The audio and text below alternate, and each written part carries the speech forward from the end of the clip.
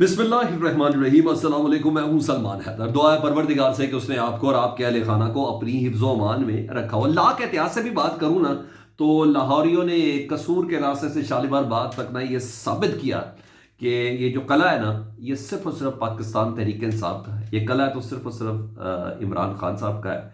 शेर अफजल मरवत सड़क पे थे, लग रहा था जैसे इमरान खान सड़क पर हैं। इस तरीके से लाहौर वालों ने जो बताया, अलीमा खान साहबा का इस तरह इस्तकबाल किया कि जैसे इमरान खान साहब का इस्तकबाल कर रहे हैं, और उन्हें तमाम खौफ के बुत तोड़े। वो मनाजिर, क्या बात है।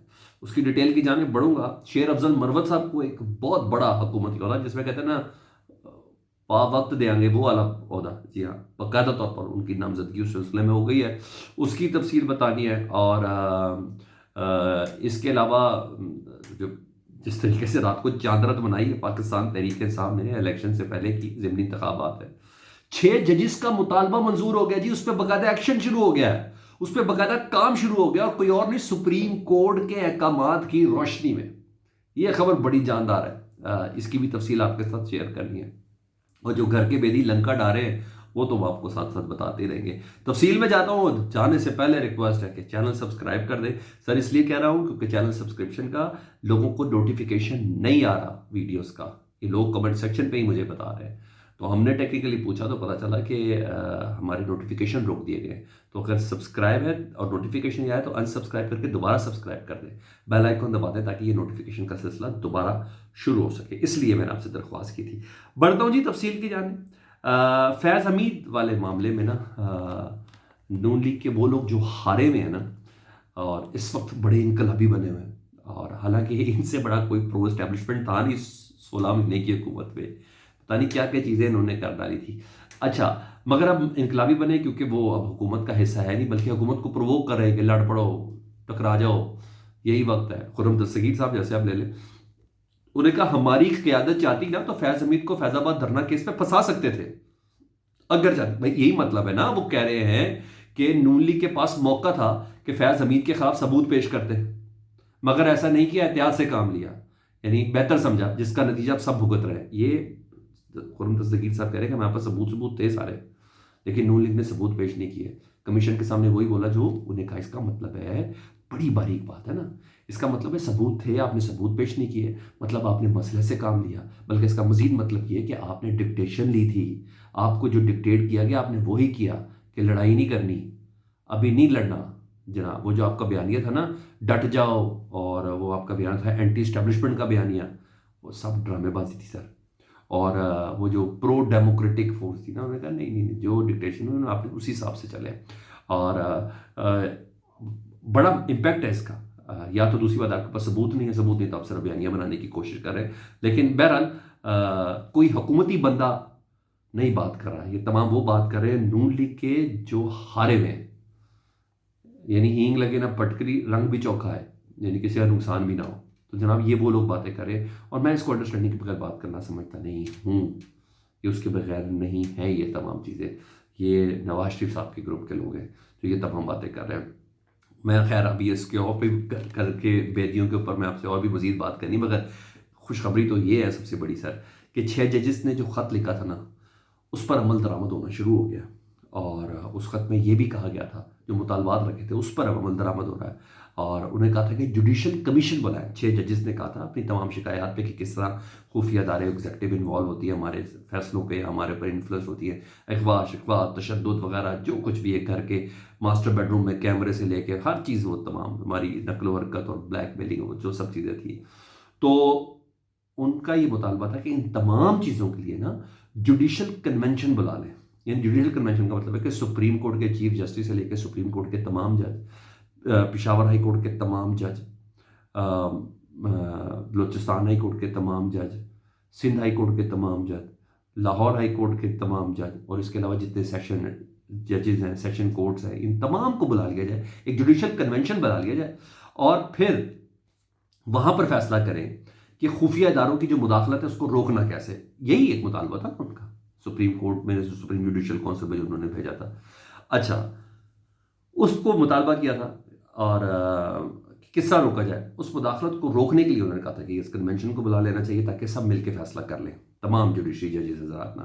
तो वो बुलाया नहीं गया था, کیونکہ اس سے اینٹی گورنمنٹ بیانیہ بن سکتا تھا، اس سے اینٹی اسٹیبلشمنٹ بیانیہ بن سکتا تھا، تو مگر اب ان کو مجبوراً یہ کرنا پڑا جی، اب مجبوراً جا کے کرنا پڑا۔ وہ کیا جی، سپریم کورٹ نے تجاویز مانگی جی اور تجاویز مانگی ہے تمام ملک کے ہائی کورٹ سے کہ وہ تمام کی تمام اپنے ڈومین میں فل کورٹ اجلاس بلائے، ٹھیک ہے، اور رائے دے، تجاویز دے۔ انڈائریکٹلی وہی ہوا نا جو ججز کہہ رہے تھے، 6 ججز نے ایک کنونشن کا کہا تھا یہ تمام ہائی کورٹس کنونشن بلوا رہی ہے، انہوں نے ایک کہا تھا کہ ایک کنونشن میں سارے ہو جائے، مگر یہاں تمام ہائی کورٹس کو حکم دے دیا گیا ہے اور سپریم کورٹ نے منگایا، اور لاہور ہائی کورٹ نے 22 اپریل کو جی ہاں فل کورٹ اجلاس بلا لیا ہے، جس دن ضمنی انتخاب ہے فل کورٹ اجلاس بلا لیا ہے، اور فل کورٹ میں زیر بحث کیا ہوگا؟ سپریم کورٹ کے احکامات کی روشنی میں کیا چیزیں آ رہی ہیں جی؟ عدلیہ میں ایگزیکٹو کی مداخلت کیسے روکی جائے۔ ایک چیز تمام ججز مل بیٹھ کے 22 اپریل کو لاہور ہائی کورٹ کے، ابھی اسلام آباد اور باقی ہائی کورٹ بھی بتاتا ہوں، وہ فیصلہ کریں گے کہ ایک دوسرے کو مشاورت کر کے مشورہ دیں گے، جو مشورہ جانا ہے سپریم کورٹ میں کہ عدلیہ ہر بندہ اپنا اپنا کلیجہ کھولے گا نا، سر مجھے کیسے تڑی کرائی تھی، مجھے کیسے انفلوئنس کیا تھا، میرے ساتھ کس نے دھمکایا تھا، میرے کس بچے کے ذریعے کہلوایا گیا تھا، میرے کس رشتہ دار کے ذریعے، سب چیزیں اس فل کورٹ کے اندر ڈسکس ہوں گی، ٹھیک ہے، کیونکہ سپریم کورٹ کا حکم ہے۔ اچھا، یہ فیصلہ ہوگا 22 اپریل کو کہ عدلیہ میں ایگزیکٹو کی مداخلت کیسے روکی جائے، عدلیہ کی آزادی کو کیسے محفوظ بنایا جائے جو کہ آزاد نہیں ہے، یہ سپریم کورٹ کا حکم، ٹھیک ہے، یہ میں ہوگا۔ عدلیہ میں ایگزیکٹو کی مداخلت کیسے روکی جائے، عدلیہ کی آزادی کو کیسے محفوظ بنایا جائے، عدلیہ کی آزادی کو کمزور کرنے والے عناصر، سر اہم پوائنٹ ہے، کمزور کرنے والے عناصر سے کیسے نپٹا جا سکتا ہے، ججز کیسے نپٹیں، کون سی تجاویز دیں، ٹھیک ہے جی، اور ان کی تجاویز سر نہایت ڈیفینیٹلی اہم ہوگی۔